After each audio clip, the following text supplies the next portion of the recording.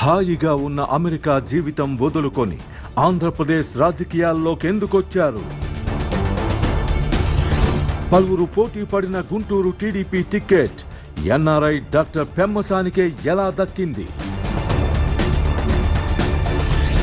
అధినేత చంద్రబాబును ఎలా మెప్పించారు? గుంటూరు ఓటర్లను ఎలా ఆకట్టుకుంటున్నారు? ప్రత్యర్థుల సవాళ్లను ఎదుర్కొనే సత్తా ఉందా?